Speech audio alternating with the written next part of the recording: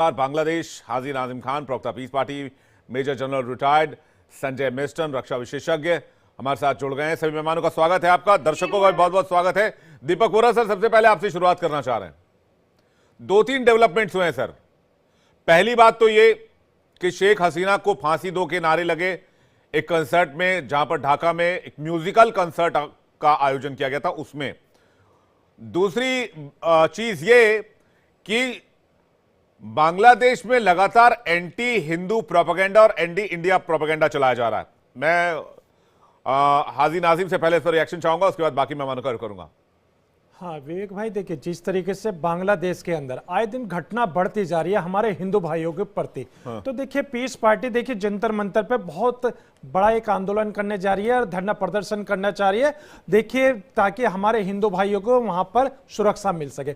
और देखिए विवेक भाई, मैं एक चीज और कहना चाहता हूं कि जिस तरीके से यहां पर शेख हसीना के नारे लग रहे हैं कि फांसी दो, इस तरीके की बातें आ रही है, तो हम अपनी भारत सरकार से मांग करते हैं कि भारत के पास आज सुनहरी मौका, अखंड भारत के अंदर बांग्लादेश को मिला लिया जाए ताकि वहां पर हमारे हिंदू भाई भी सुरक्षित हो और शेख हसीना जो है उसको भी जो फांसी के नारे की बात आती है वो भी सुरक्षित होनी चाहिए। क्योंकि देखिए हमारा देश जो हमेशा अपने हिंदू भाई हो या मुस्लिम भाई हो, सिख भाई हो या ईसाई भाई हो, सब कुछ सुरक्षा प्रदान करता है। आपको पता होना चाहिए भारत की विदेश नीति क्या है। हम कभी किसी मुल्क पर हमला नहीं करते हैं।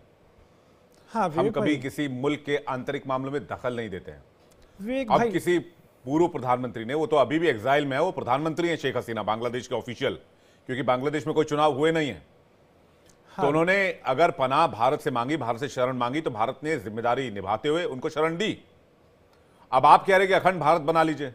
हाँ विवेक भाई, देखिए अभी मैंने कहा अखंड भारत के अंदर, तो देखिए भारत का जो है ये पोता समझिए बांग्लादेश को। अब बांग्लादेश पोता है, हमें बड़ा फक्र होता है कि हमारा पोता हमारे से मिले, क्योंकि दादा और पोते का हमेशा प्यार रहता है। एक दफे तो बाप और बेटे का प्यार कम होता है, लेकिन दादा और पोते का प्यार बहुत गहरा होता है। वही रिश्ता हमारा भारत का बांग्लादेश का। तो हम ये चाहते हैं कि बांग्लादेश को भारत के अंदर मिला लिया जाए, हमारे हिंदू भाइयों को सुरक्षा प्रदान होनी चाहिए। पीस पार्टी यही मांग करती है। और रही ये कि यहां पर युद्ध वाली बात होती है, वो युद्ध वाली बात नहीं है। हमारे देश के अंदर कूटनीति, विदेश नीति इतनी स्ट्रांग है, बांग्लादेश को पल भर के अंदर हम अपने भारत के अंदर मिला लेंगे, इतनी हम ताकत रखते हैं। और रही बात ये, नहीं आप फिर नहीं समझे।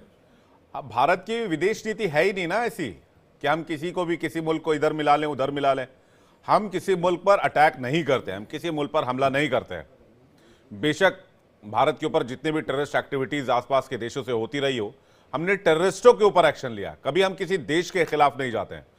हसन दुरानी हमारे साथ जुड़ रहे हैं, पाकिस्तान से जर्नलिस्ट। हसन साहब, स्वागत है आपका। ये बांग्लादेश में सर क्या करा रहे हैं? पूरा एलिगेशन आप लोगों के ऊपर ही जा रहा है। जी, सबसे पहले तो आपका थैंक यू प्रोग्राम में शामिल करने के लिए। दूसरी बात, धन्यवाद।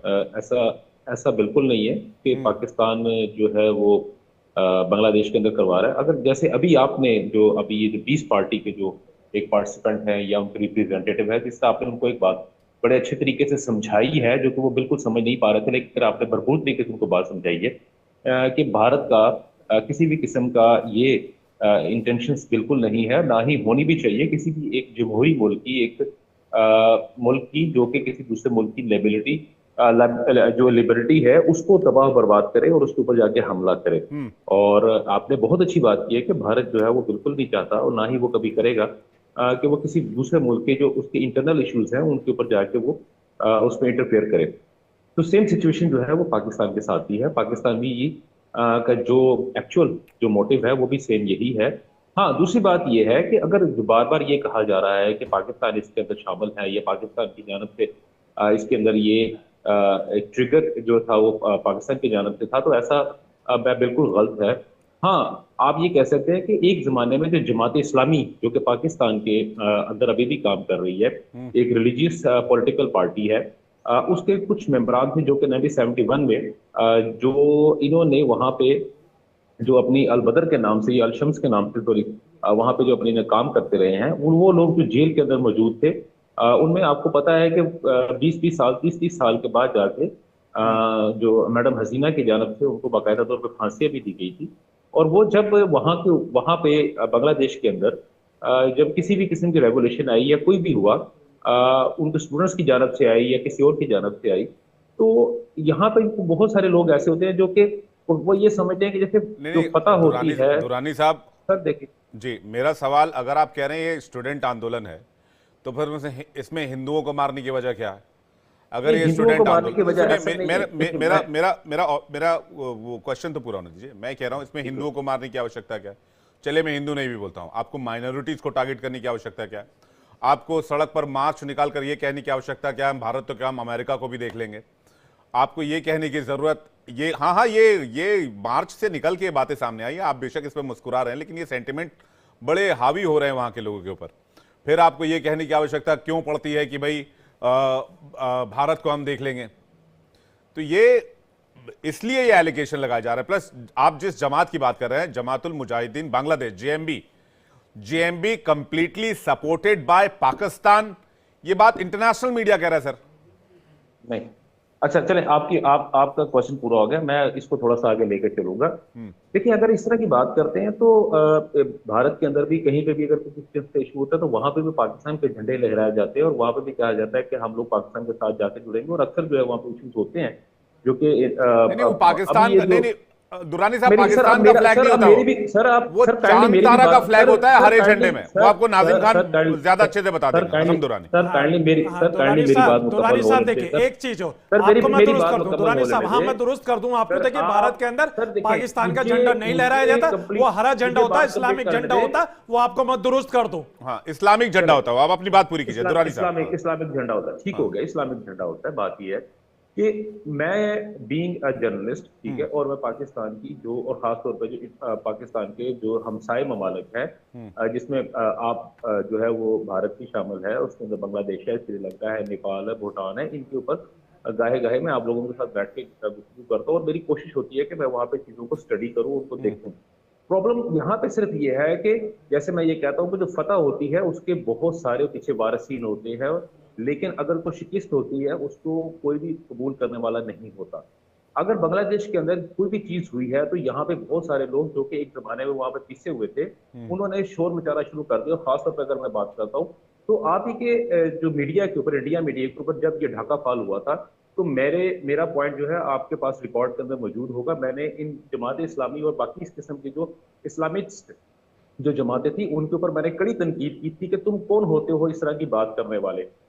बांग्लादेश के अंदर जो कुछ भी हुआ है वो उनके अपने लोगों ने किया है। तुम लोग सिर्फ और सिर्फ अपनी आप को प्रोमिनेंट करने के लिए ये बात कर रहे हो कि जी देखिए जी वहां पे जो है मुसलमानों ने ये अपना हुकूमत वापस ले ली। उससे पहले क्या हसीना जो थी, क्या वो कोई अकलियती जमात से ताल्लुक रखती थी या वो कोई गैर मुस्लिम थी? ये बात बिल्कुल गलत है। हमारा यहाँ पे सबसे बड़ा प्रॉब्लम ये है पाकिस्तान के अंदर, मैं इंडिया की बात नहीं कर रहा, मैं सबसे पहले पाकिस्तान की बात करूंगा। पाकिस्तान के अंदर सबसे बड़ा प्रॉब्लम यह है कि हम लोग यहाँ पे बहुत सारे लोग ऐसे हैं जो कि एवी खाम खा, वो कहते तू कौन मैं खाम खा, उस तरह या खुदाई फौजदार बनने की कोशिश करते हैं, जिस वजह से ये लोग एवी खाम खा जो अपने मुंह की खाना खाते हैं और मेरे जैसे बंदों को आप लोगों के सवालों के जवाब देने पड़ते हैं। पहली बात तो ये।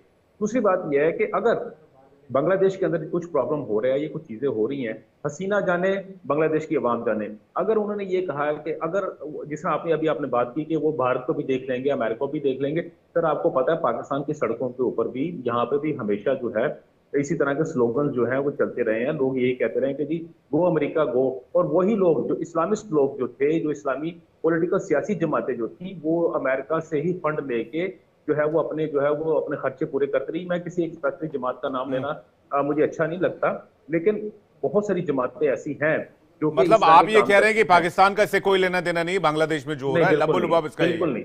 मैं इस पर दीपक वोरा सर का टेक चाहूंगा। वोरा सर। जी बिल्कुल। आभारी हूँ सर कि आपने ये मौका दिया। उम्मीद करता मेरी आवाज आप तक पहुंच रही है। बिल्कुल मुकम्मल पहुंच रही है सर।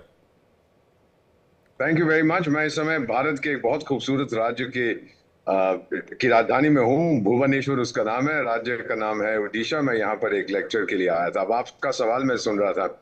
मैं बताना चाहता हूँ जो हमारे मेहमान हैं बाकी पैनल पर, सर ये जमाना है जियो इकोनॉमिक्स और जियो पॉलिटिक्स का पूरी दुनिया में। ये जियो सेंटिमेंट और जियो रिलीजन का जमाना नहीं है। आप जानते हैं यमन में क्या हुआ, वो भी बड़े भारी मुसलमान भाई हैं आपके, और कहते हैं कि इस्लाम की शुरुआत भी उसी एरिया से हुई थी, और फिर वो आपस में लड़ पड़े। आप जानते हैं सऊदी और यूए कब से कितने सालों से उन पर बम फेंकते रहे। हम शोर मचाते हैं कि हाय पैलेस्टीन के बच्चे मारे जा रहे हैं, यमन में कितने बच्चे मारे गए, उसकी कोई बात नहीं करता। मुस्लिम्स टेरराइजिंग मुस्लिम्स, याद रखिए इसको सर। सेकंड चीज मैं आपको बता देता हूं, आखिर भारत क्या चाहता है बांग्लादेश से। भारत चाहता है कि आप जो एंटी इंडिया फोर्सेस हैं, जो हमको तंग करती हैं, निपट लेंगे हम उनके साथ, आप उनको पनाह ना दें, आप एंटी माइनॉरिटी सेंटिमेंट्स को एनकरेज ना करें, नहीं तो फिर यूएन का जो अग्रीमेंट था 2005 का, रिस्पॉन्सिबिलिटी टू प्रोटेक्ट, अगर आपसे वो प्रोटेक्ट नहीं होते हैं, फिर हमको देखना पड़ेगा कि R2P में हम क्या करते हैं। अब बांग्लादेश भारत से क्या चाहता है सर, $10 बिलियन के तो हमने इनको सॉफ्ट लोन दिए। हमारी इन्वेस्टमेंट कितनी ज्यादा थी वहां पर, एनर्जी के लिए हम पर डिपेंडेंट है, खाद्य पदार्थों के लिए हम पर डिपेंडेंट। और सुनिएगा एक फिगर सर मैं आपको दे रहा हूं, 2 लाख बांग्लादेशी, आई रिपीट 2 लाख प्रति वर्ष आते हैं कोलकाता मेडिकल ट्रीटमेंट के लिए।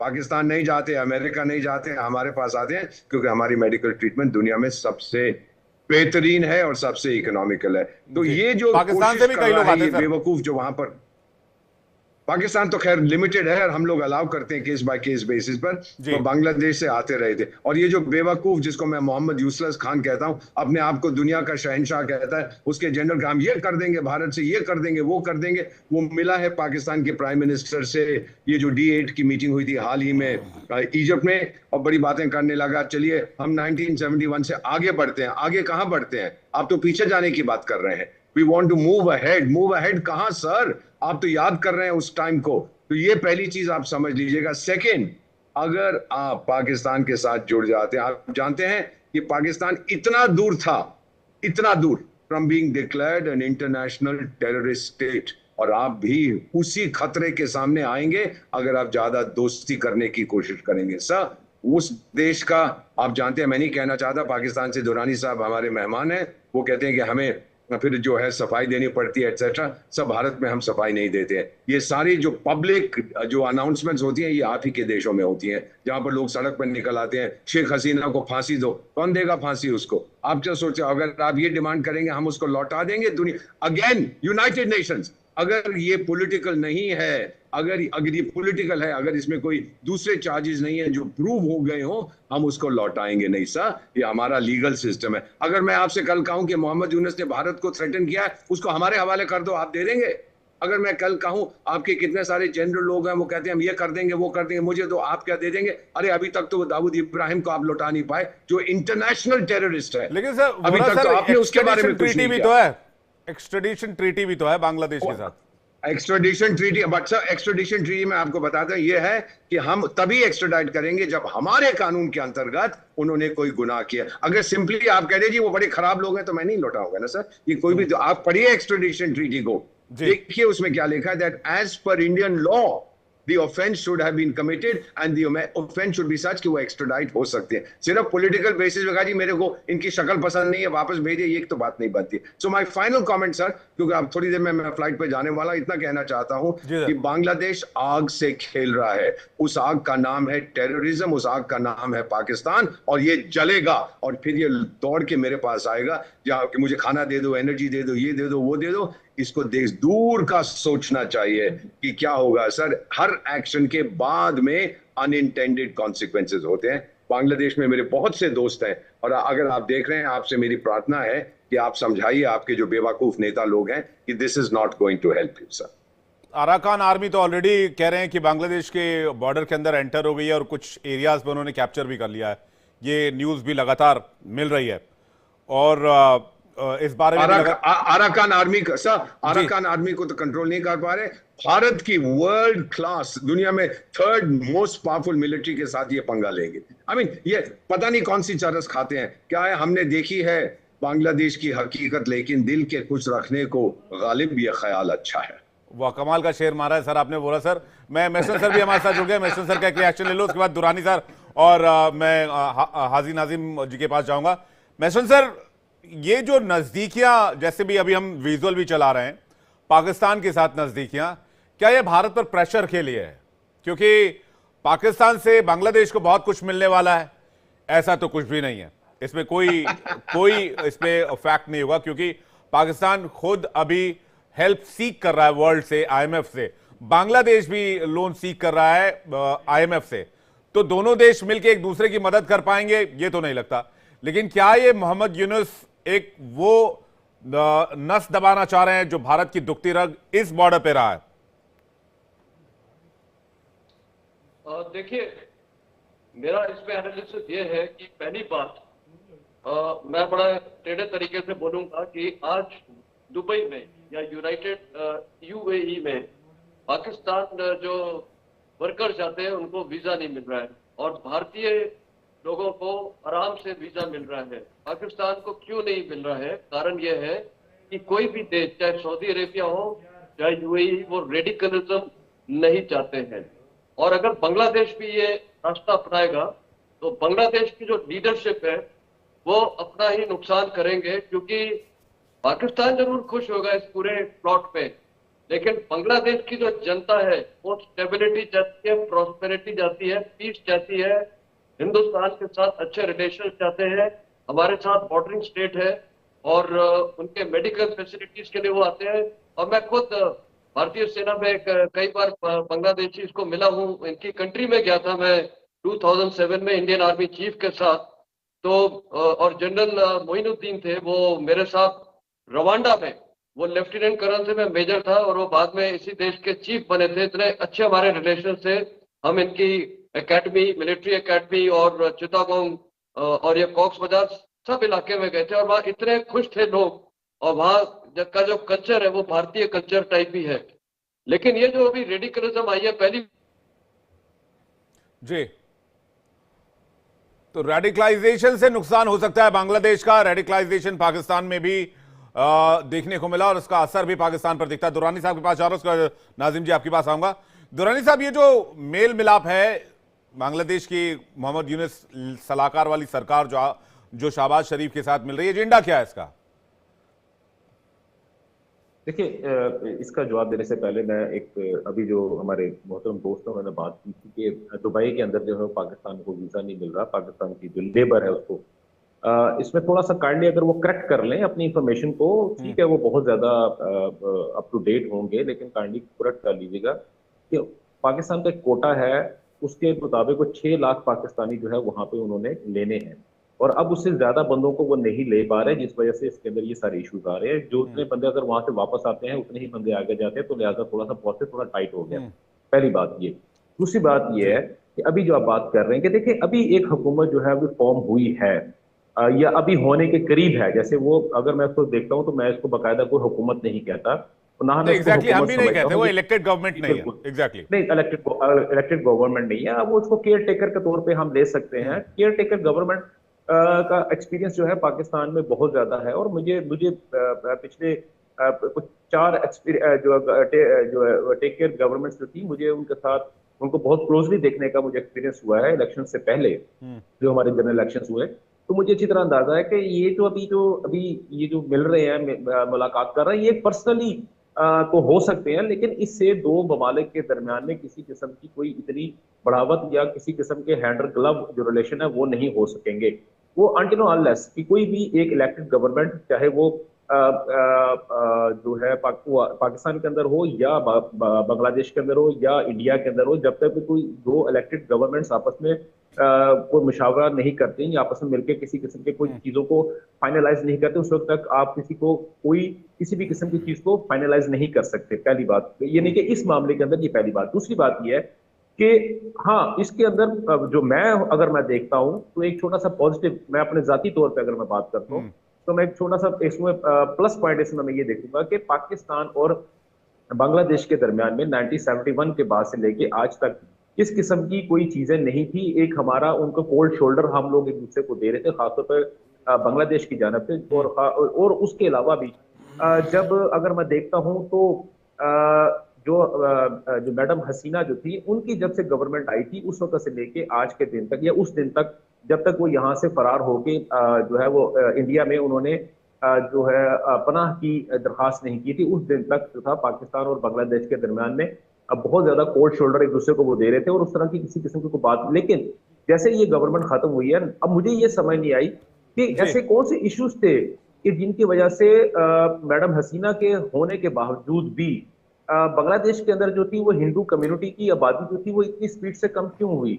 क्योंकि मैं भी नहीं, 2 दिन पहले वो तो सर एक मैं कट्टरपंथी का एक थोड़ा सा लंबा हो रहा है। मैं इसमें आपने पॉजिटिव एस्पेक्ट कहा, मैं इसमें आपको थोड़ा सा बीच में रुकूंगा। मैं इसे नेगेटिव मानता हूं सर दुरानी साहब, अगर आप मुझसे मेरी राय लेंगे। मैं नेगेटिव इसलिए मानता हूं, तो मर्जी कर लें। नहीं, मैं सुनिए तो मेरी बात। मैं नेगेटिव इसलिए मानता हूं क्योंकि बांग्लादेश में कू हुआ और तख्ता पलट के बाद एक ऐसी सरकार बनाई गई जो ना कि इलेक्टेड है, जो सेना की मदद से बनाई गई। तो ये लोकतंत्र की हत्या, आपातकाल जैसी स्थिति है। और अगर आप उस सरकार से मीटिंग कर रहे हैं, गलबैयां कर रहे हैं, क्लोज जा रहे हैं, तो ये ऑब्जेक्शनेबल है। अब समझिए मेरी बात। ऐसा नहीं होता, ऐसा नहीं। आप जो बात कर रहे हैं, ठीक है, आप जल्दी से अपना पॉइंट रखिए, फिर बाकी मैं मास्टर सर के पास जा रहा हूं जी।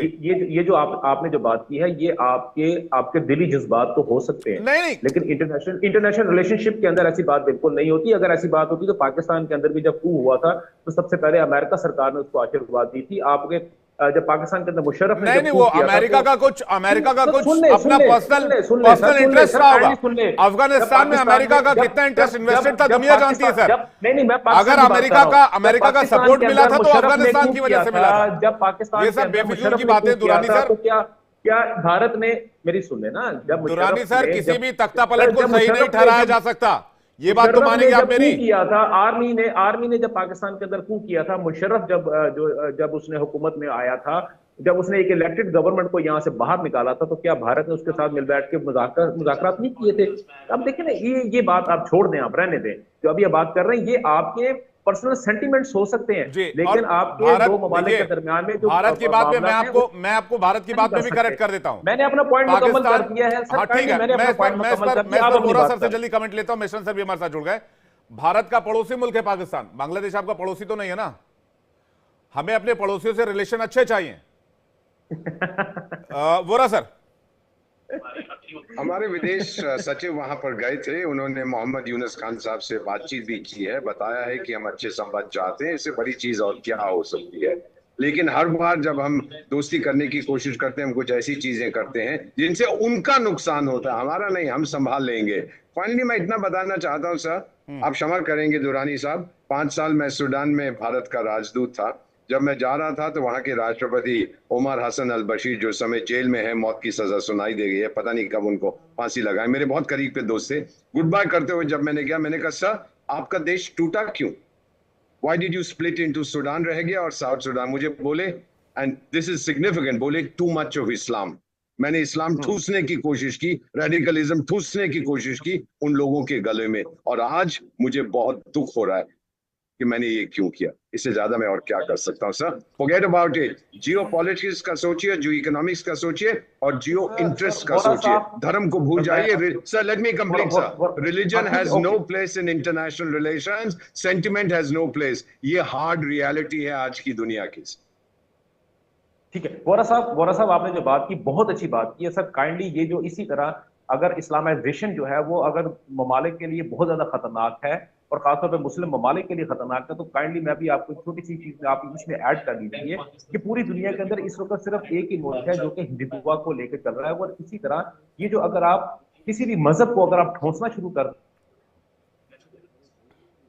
देखिए बात अब फिर हिंदू मुसलमान की हो जाएगी। और दुरानी साहब की आवाज नहीं आ रही, मैशल सर के पास जा रहा हूं। मैशल सर, मैं ये जानना चाह रहा था, ये जो दोनों आपको हाथ मिलाते दिख रहे होंगे, शहबाज शरीफ और मोहम्मद यूनुस, ये क्या उनकी, मोहम्मद यूनुस की कोई प्लानिंग है कि भारत पर एक कूटनीतिक प्रेशर बनाया जाए? देखिए, मेरे को लगता है मोहम्मद यूनुस की एक ही प्लानिंग है, वो सत्ता में रहना चाहते हैं, इलेक्शन से ही कराना चाहते हैं, ये उनका स्ट्रैटेजी है। और साथ ही में इसके लिए उनको एक मास्टर स्ट्रोक चाहिए, एक स्ट्रैटेजी चाहिए। वो स्ट्रैटेजी ये है कि भारत के एंटी खिलाफ प्रदर्शन कराओ, एंटी इंडियन सेंटिमेंट्स करो, तो शायद लोग उनके साथ हो जाएंगे, पर वो नहीं होगा। देखिए, आज की तारीख में इनकी एक पार्टी खड़ी हुई है, वो है जतिया, ये जतिया पार्टी है जो 2024 में खड़ी हुई है, और वो पॉलिटिकल इलेक्शन लड़ना चाहते हैं, जतिया नागरिक पार्टी। वो इलेक्शन लड़ना चाहते हैं। इनका सपोर्ट कौन कर रहा है?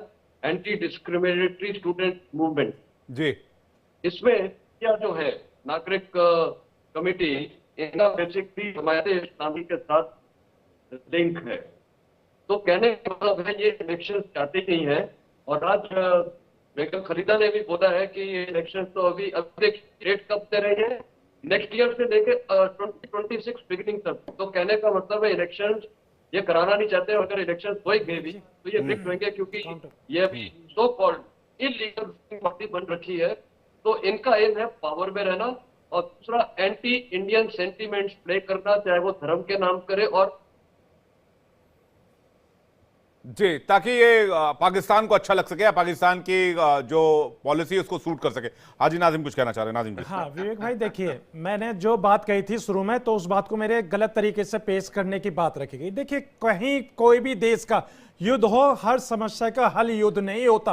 बैठकर बातें करनी पड़ती है और विचार विमर्श करने पड़ते हैं, और देश को किस तरीके से आगे ले जाना पड़ा, देश के अंदर आपस में किस तरीके से समझौते हो, ये सब चीजें होनी चाहती है। लेकिन जिस तरीके से हमारे अपने बांग्लादेश के अंदर हिंदू भाइयों के साथ घटना घटी है, कहीं ना कहीं हम लोग इसका जिम्मेदार पाकिस्तान को मानते हैं। बिना पाकिस्तान की सह के, हाँ दुर्रानी साहब सुन तो लीजिए, बिना पाकिस्तान की सह के बांग्लादेश की इतनी हिम्मत नहीं है कि हमारे हिंदू भाइयों को पीड़ित कर सके और सता सके। क्योंकि देखिए हम भारतीय मुस्लिम हैं, हम लोगों के लिए सबसे पहले ये भारत का संविधान है, हम लोग अपने भारत से बेपनाह मोहब्बत करते हैं। लेकिन पाकिस्तान अगर कोई भी ऐसी हरकत करता है, उसका खामियाजा भारत के मुसलमानों को भुगतना पड़ता है। बार बार भारत के मुसलमानों को बताना पड़ता है कि पाकिस्तान के जो लोग हैं वो भारत के मुसलमानों को किसी ना किसी तरीके से टारगेट करवाते हैं। देखिए दुर्रानी साहब, एक चीज और वही मैं बांग्लादेश के लिए भी कहना चाहता हूं। बांग्लादेश के जो हमारे हिंदू भाई मुस्लिम भाई है, वो देखिए आप हिंदू भाइयों को और मुस्लिम भाइयों को बराबर का हक दीजिए। भारत जो बांग्लादेश की सरकार है उससे हम निवेदन करते हैं। और दूसरी बात एक और है दुर्रानी साहब, मैं ये कहना चाहता हूं, देखिए आप पाकिस्तान को किसी भी तरीके से लेके चलिए, वो आपका मुल्क है। और देखिए भारत जो है हमारा मुल्क है, हम अपने भारत से बेपनाह मोहब्बत करते हैं। लेकिन आप इस तरीके की कोई भी ऐसी हरकत ना करें जो भारत के मुसलमानों को अपने देशभक्ति साबित करनी पड़े, या भारत के मुसलमानों को यह कहना पड़े कि हां देख लीजिए हम देश के लिए शहीद होने तक की बात करते हैं। नहीं, ऐसा नहीं है। पहली बात फर्स्ट ऑफ ऑल ऐसा नहीं है जी। फर्स्ट ऑफ ऑल ऐसा नहीं है। बात कर रहे हैं भाई, ये जज्बात में पता नहीं कहां से कहां आप लोग बह गए हैं। नहीं, देखिए मैंने आपने बात मुकम्मल कर ली, मैं चुप करके सुनता रहा हूं, अब मेरी भी सुन ले। मैंने प्रोग्राम के अंदर जब शुरू के अंदर बात की तो मैंने कहा था कि ये सड़कों के ऊपर चीखने चलाने वाले बहुत सारे लोग होते हैं, जो कि खामखा जो होता है ना, वो कहते हैं तू कौन मैं खामखा। तो इसकी जो जिंदा मिसाल है वो आला हजरत आपने यहाँ पे पेश कर दी है। आपको किसी बात की समझ है नहीं, आपको आप अरे सर, अगर हम अपने देश की बात करें तो आप इस तरीके की बात आप चुप कर दें, चुप कर दें, सुन लीजिए, मुझे बोलने मैं अपने भारत से बेपनाह मोहब्बत करता हूं, भारत की बात करूंगा भाई, करो आप बेशक। आप भारत से एक दफा अब जितनी मर्जी सुन लेते हैं ना, दुर्रानी साहब क्या करें, पूरा कर लेंगे उनको। आप भारत से जो मर्जी मोहब्बत करें, मैं कौन होता हूँ रोकने वाला, ठीक है। लेकिन आपने जो बात की है ना यहाँ पे कि पाकिस्तान को ये चाहिए, तो भाई मेरे आपको आपके अंदर अभी यहाँ पे आपको एंकर ने, आपके इस प्रोग्राम को चलाने वाले ने, कंडक्ट करने वाले ने 3 दफा आपको रेक्टिफाई किया है कि भाई आप बांग्लादेश के इंटरनल मामला के अंदर बात ना करें। लेकिन आपकी सुई एक जगह पे ऐसी आके फंस चुकी है, आपको बात समझ ही नहीं आ रही। तो आपको इंटरनेशनल नाजिम खान तो ये भी कह रहे हैं कि नाजिम खान ने ये भी कह दिया हसन दुरानी साहब की अखंड भारत बना दीजिए, बांग्लादेश को वापस लाने का इससे बढ़िया मौका ही नहीं हो सकता। अजीब बातें कर रहे हैं ना आप, अजीब सी बातें कर रहे हैं, बच्चों वाली बातें कर रहे हैं। काइंडली जरा थोड़ा सा देश का मुसलमान समाज भी यही चाहता है। अरे दुर्रानी साहब, अगर हम अपने पोतों को अगर अपने देश में ले लें तो क्या बुराई है? भाई इंडिया, मुझे बिल्कुल आप मुझे बताओ, इंडिया का मुसलमान क्या आप ये कहते हो कि आप इंडिया के मुसलमानों को रिप्रेजेंट कर रहे हो? या आपने अभी बात की है कि वो भी हमारे भाई है, हम भी उनके भाई हैं, वो सारे भाई हैं। वो भाई मेरे बच्चों वाली बातों को छोड़ दो। 24, 25, 40 करोड़ मुसलमान वहां पे हिंदुस्तान के अंदर रहता है। मैं तो कभी भी नहीं चाहूंगा कि वहां से लोग जो हमारे पास आ जाए, ठीक है। इसी तरह हम क्यों आएंगे सर? हमें भारत से खूबसूरत मुल्क में है ही नहीं। I love my India, I love my India, फक्र महसूस होता है जब हम अपने भारत का नाम लेते हैं। ठीक है नाजिम खान, अपनी चीजों को हमारे ऊपर इंपोज मत करो। काइंडली आपकी जितनी अकल है, जितनी सोच है, उसके मुताबिक बात करें। लेकिन इंटरनेशनल रिलेशंस के ऊपर काइंडली अपनी ये जो बच्चों वाली जो आपकी सोच है, काइंडली इसको कभी इंपोज करने की कोशिश मत करें। खास तौर पे दीपक बोहरा साहब जैसे एक इंतहाई संजीदा और इंतहाई अक्लमंद और पढ़े लिखे शख्स, जो कि जिन्होंने पूरी दुनिया में सिर्फ सफारतकारी की है, उनके सामने बैठ के जब आप बच्चों वाली बात करोगे तो कम से कम उनको तो नहीं होगा, लेकिन मुझे शर्म आएगी और मुझे आती भी है कि भाई आप किस तरह के शख्स हो और एक इंतहाई दुरानी साहब सवा करोड़ वाली बातें। नहीं दुरानी साहब, दो चीजें देखिए, दो चीजें हैं। अगर आप इतिहास में झांकेंगे तो 1971 में बांग्लादेश लिबरेट हुआ और फॉर्म हुआ, इसी तरह से 1.25 करोड़ वहां पर हिंदू रहते हैं, माइनॉरिटी। अगर उनको लिबरेट करने की बात आई तो उस पर भी भारत सरकार विचार कर सकती है। आप जो बात की बिल्कुल दुरुस्त है, मैं मानता हूं आपकी बात को, लेकिन यहाँ पे जो हमारे ये पार्टिसिपेंट जो हमारे साथ बैठे हुए हैं, मैं इनकी सोच और इनके अल्फाज की बात कर रहा हूँ। देखिए, हम जिस जगह पे हम बैठे हुए हैं ना, हम सिर्फ आपस में बात नहीं कर रहे, पूरी दुनिया हमें देख रही है, सुन रही है। भारत की ठीक है ना, 1.5 अरब के करीब आबादी सब आपकी भारत के अंदर बैठी हुई है, पाकिस्तान के अंदर लोग बैठे हैं, हम लोगों को सुन रहे हैं, इसके अलावा सब। लेकिन जब ये बच्चों वाली गुफ्तगू होगी, बेसलेस गुफ्तगू होगी, तो डेफिनेटली फिर मेरे जैसे बंदे को इनको कहना पड़ेगा कि यार जब एक लेजेंड सामने बैठा हो तो इस तरह की हल्की बात को कभी ना करो।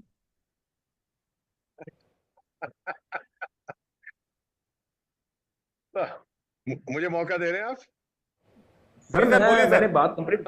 वोरा सर बोलिए।